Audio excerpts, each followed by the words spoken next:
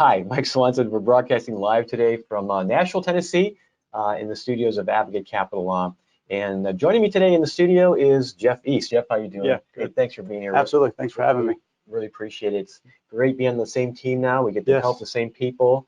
You've been working with our clients across the country. Yeah, it's been a good early ride, and I'm looking forward to it. Yeah, fantastic. So I bet you're one of the few plaintiff friendly advisors out there, or at least you know what the Seventh Amendment is. Right to a jury. Yeah, yes. The jury trial. So I think that we're uniquely positioned to help plaintiff lawyers manage large aspects of their businesses. But today we're going to talk about retirement, some retirement overview.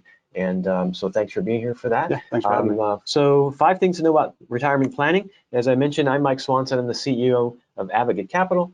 And Advocate Capital is a purveyor of the AvaTrack Case Expense Funding Service, along with many other financial services now.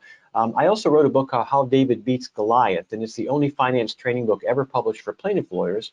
If you'd like a copy, just message me. I'm happy to send a copy out to you. So a disclaimer, this webinar is for informational purposes only. You should not use this as specific advice. Now, if you want to, by all means, contact Jeff and get specific advice, by all means, but I'm not a lawyer, neither is Jeff, so take that with under advisement. As I mentioned, I have a dog in the hunt, so to speak. I'm the CEO of Advocate. And so Advocate is a purveyor of the AvaTrack Case Expense Funding Service. If you want to know more about that, you can visit our website. This is Jeff East, and Jeff is a certified financial planner. Jeff is also, you have several licenses you've passed. The Series 6, 63, 65, and the Series 7. Series 7. I don't know what all those mean, but I just know you're very qualified. So, yes, so that's a good thing. Great. Well, let's get started today's retirement planning overview. First, you wanted to talk about SEP IRAs. Yes. So before you do, what does SEP mean? SEP. It's a Simplified Employee Pension Plan. Okay. Yep. And it is a type of IRA. But so it's not a 401k. It is not a 401k. It's more geared towards the small practice, small firms type of arrangement, and can be very low cost compared to a traditional 401k. Right. Yeah. So this could be, I guess, a benefit that plaintiff lawyers could provide for their employees. Correct. But also a way for them to effectively save for retirement, right? What are the parameters of how a SEP works? Yeah. So sole proprietorship or a small company would set one up, and they're very easy to set up. And then the employer would decide how eligibility is going to work in the plan. And then once employees are eligible, they can, have contributions put to their SEP IRA, and then the employer can put into their own SEP IRA. One of the main things of a SEP IRA is the amount of funds you can put in per year. Okay. So in 2020, you can put in $57,000 for the year. Wow, that's $57,000 for 1 year. For 1 year. And then we're still in the window until tax day on April 15th that you can make contributions for 2019. So we still do have a couple months here to make 2019 contributions if that's appropriate. All right. So if a small plaintiff law firm is watching this broadcast, they can essentially, the partners can essentially put away up to $57,000, and that's tax deferred, right? Yep. So that would go into a tax deferred SEP IRA.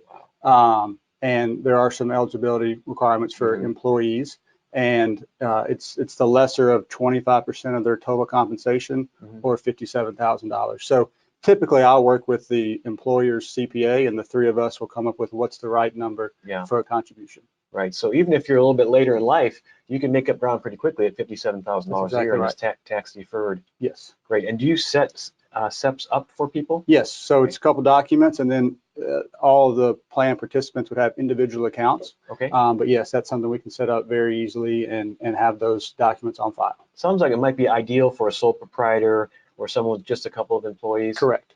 Yeah. Any more than that, we would start looking at 401ks and things like that. But for the smaller firms and practices, a SEP IRA could make sense. And pretty low cost to set it up. They are. Yeah, great. So if someone's wondering if they're on that cusp, they should just maybe give you a call. Yes, and say, be happy to talk to them, and we'll talk through pros and cons of each individual retirement plan. Yeah. And what makes the most sense. Yeah, but wow, if you're a sole proprietor, I mean, you could put away a lot of cash pretty quickly on that. You could. Okay, great. Let's talk about something you mentioned, which is a savings rate and a withdrawal rate. So Yes. first, the savings rate. What do you mean by savings rate? It's a question I get a lot from clients and prospects Mhm. is how much should I be saving? Okay. And there's not a clear-cut answer because every situation is different. But Mhm. if I can get clients north of 10% on the Mhm. savings rate and get them closer to 20% savings each year, we're in a good position. Mhm. Now, goals and life events can change that, but you know, getting into double digits is what I call it, is a great first step. Yeah. Well, if someone's watching, they don't know what their savings rate is. Yep. We can certainly kind of walk through and where they're Mhm. putting funds and where their saving is. And if we're not close to that 10% or 12%, we can certainly work on a plan to get them there. So as you know, a lot of our clients, well, all of our clients really are contingent fee lawyers. And so that income's coming in ups and downs and ups and downs. And so I'm sure you'd be able to work with them to set up some kind of program. Correct. A certain percent would go right to the savings. That's right. So we call that lumpy compensation. Sometimes Right. it can come in lumps. And so, you know, we work with those clients to make sure when money comes in, how much are we earmarking for retirement and other savings vehicles. Yeah. Boy, it's tough to save. It's one of the best advice I ever give plaintiff lawyers is to build net worth outside the law firm. Pay yourself and build net worth outside the law Correct. firm. So often we've seen firms that come to us want to be a client and they can't because they've not built up any net worth. And that's why we love having you on our team to help lawyers. Maybe if they're not ready for us yet as a client, maybe you can help them move in that direction. And Correct. having that emergency fund, I guess you'd call it, built up, it's just a whole different world psychologically when you finally get to that 3 to 6 months worth of cash in the bank. Yeah, that's the first bucket that we'll fix is make sure we have the emergency fund. And then it'll be retirement savings. Yeah, Jeff, I can't tell you how many lawyers I've talked to that think their emergency fund is their line of credit or is a bunch of credit cards. You know? Right. So they have a down month, they dig a deeper hole by borrowing money. Yep. And I try to tell them, you know, that is not an emergency fund. That is not it. That is not money. Yeah. Yeah, absolutely. Great. So let's talk about the reverse of that when you start taking it out. How much can someone withdraw at retirement? How do they know how much to take out? You can withdraw as much as you want. But when we do financial planning for clients, typically we come up with a withdrawal rate that ranges between 3 and 5% of investable assets. So we're working with clients every day about life events and things that are happening in retirement because those first years of retirement, you know, clients are going to want to travel and do other things. Sure. And so they might have a higher withdrawal rate than the average. But as long as we're in the ballpark there and we're inside what the financial plan says and we feel good about, is great. But typically 3 to 5% can be a good rule of thumb. Interesting. So you budget that so that you're growing the assets to keep up with that. Correct. Hopefully. So yeah, if we're doing 3 to 5%, hopefully just dividends and interest, and we're not touching the principal. Is the perfect world. Yeah. Great. Okay. And then can people make changes along the way? Absolutely. Because life happens. Right. And, you know, if they want to go on a big trip or help out an aging parent or a kid or their children, they can certainly do that. So, you know, I always say the financial plan is very fluid and life happens and the market changes. And so we have to be able to adapt and go with that. Very good. All right, let's talk about something that can be complicated, Social Security analysis. What kind of things do you do for clients regarding Social Security benefits? So when we start looking at Social Security for clients, we'll run 3, 4, 5 different scenarios on when to take it, how do we want to take it, are both spouses working, you know, what are the ramifications there, and just show the pros and cons of taking it at age 62 or waiting to age 70 or somewhere in between. How does that impact their cash flow and how does it impact their financial plan? Right, but, so if you start taking it out earlier, you get less, right? Correct. And you get less every month for as long as you live. That's right. So if you wait longer. Yeah, so there's a tipping point there where it makes sense to wait versus take it early, and I'll be happy to walk through that with individual clients. Great. I'm sure some people have questions about that. See if we have any questions posted yet. Here's one. Is Social Security taxable? It can be. Okay. And that is a very complex discussion and topic point. Yeah.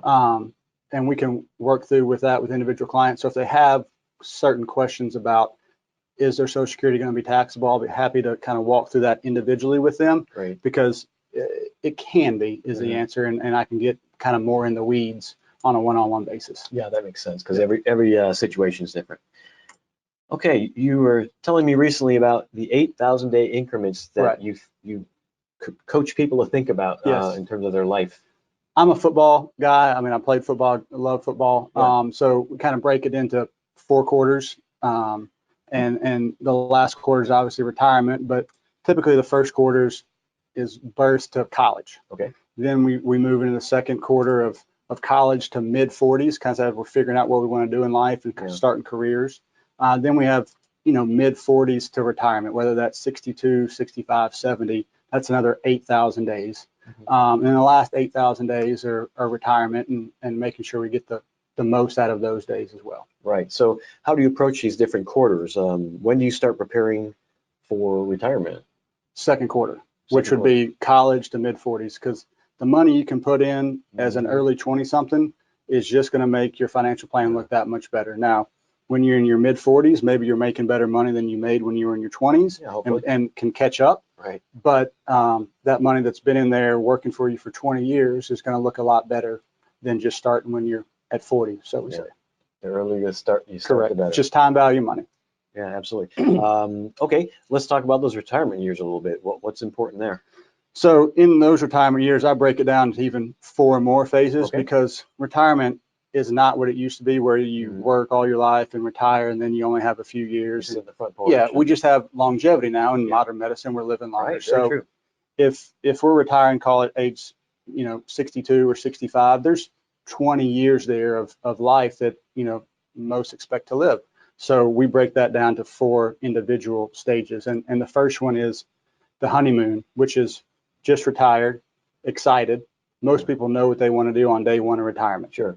Most people don't know what they want to do on day 1,001 of retirement. Okay. So, we kind of walk through that, and they're still active, still want to do things, still want to travel. So we always say that everything's changed, but nothing's changed, because while they're not working and going to work every day, they're still busy visiting folks and socializing and traveling. So their schedules are busy, and they still have the funds and the means to do it, but they're just not working anymore. So that's kind of the honeymoon, and that's when I see a lot of clients spending more money traveling and doing other things is in that honeymoon phase. Well, the good health permits it.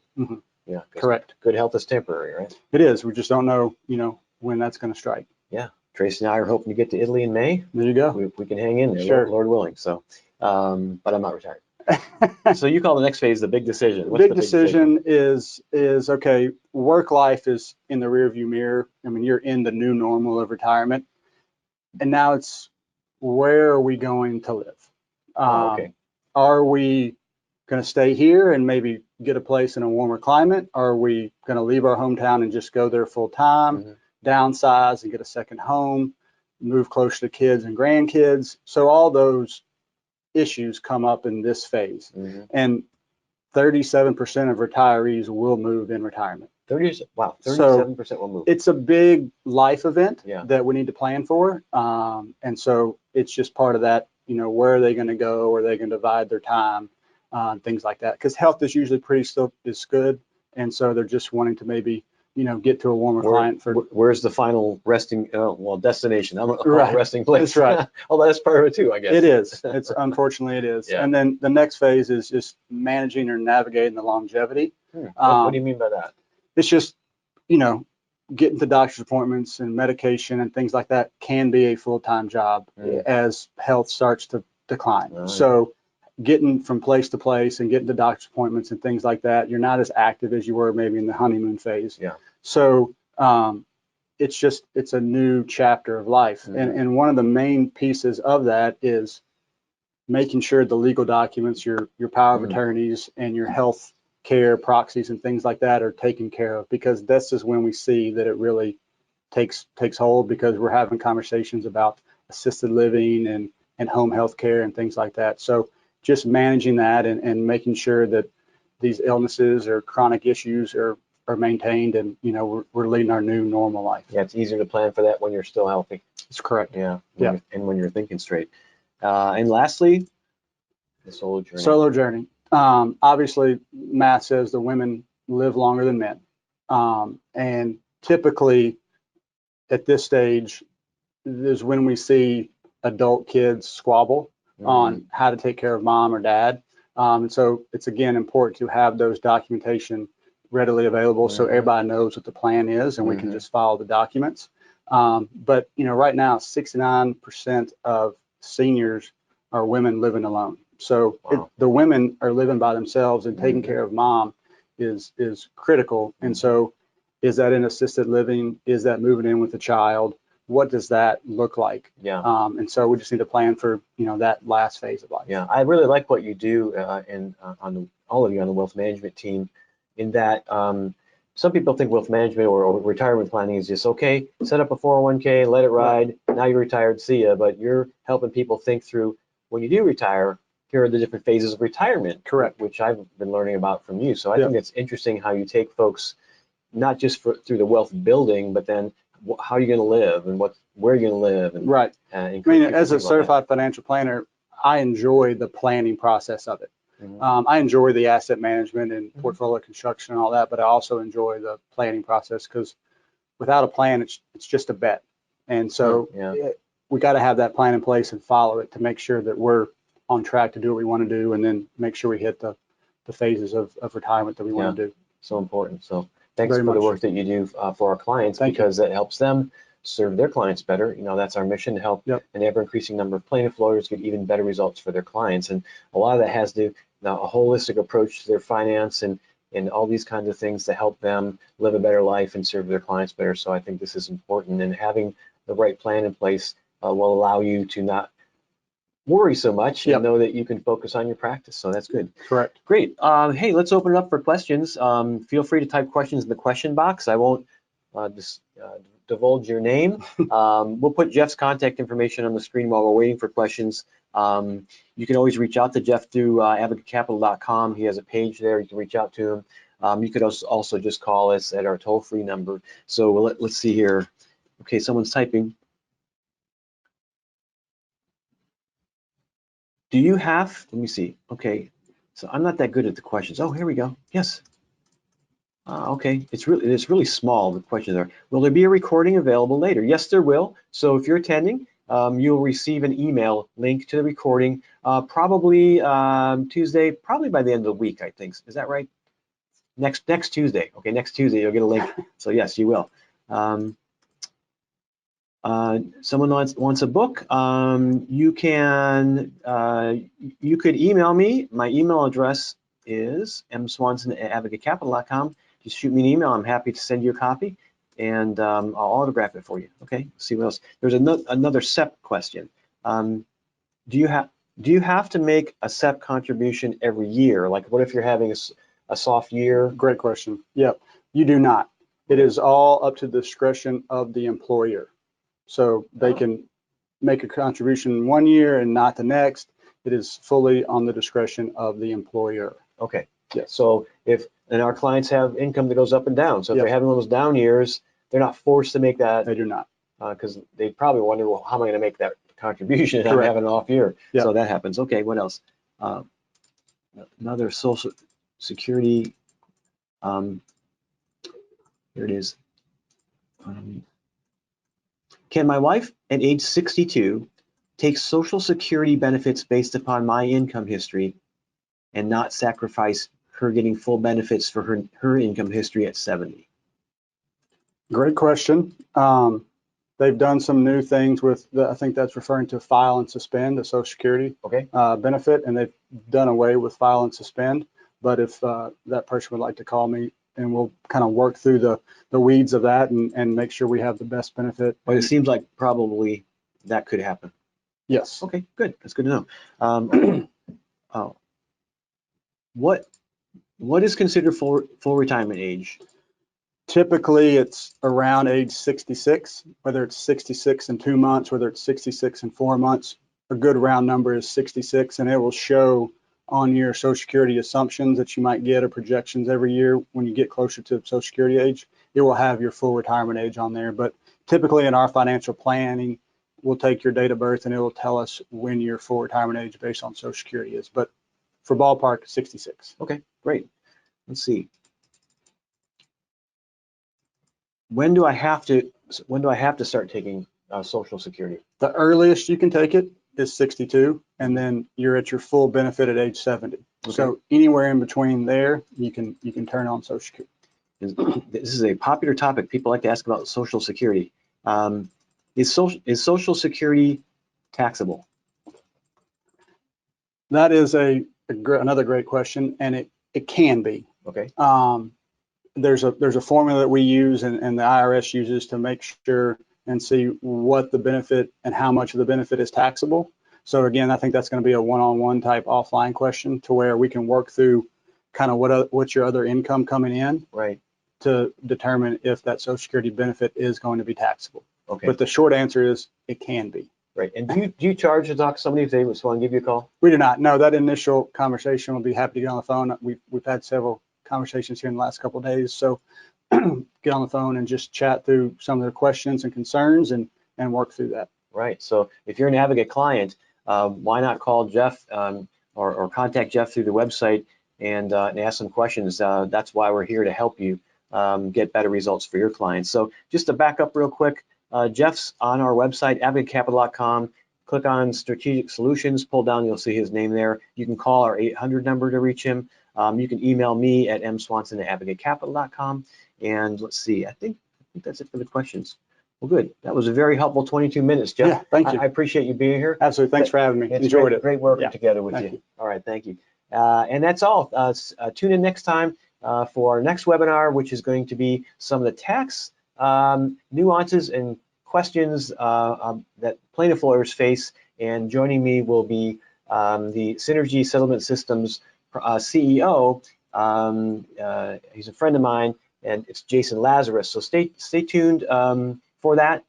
Be sure to sign up for that. You'll get a link to recording this video in an email next Tuesday, and in that email you'll be able to sign up for the next webinar. So thanks again for joining us. Yeah. Thanks everybody.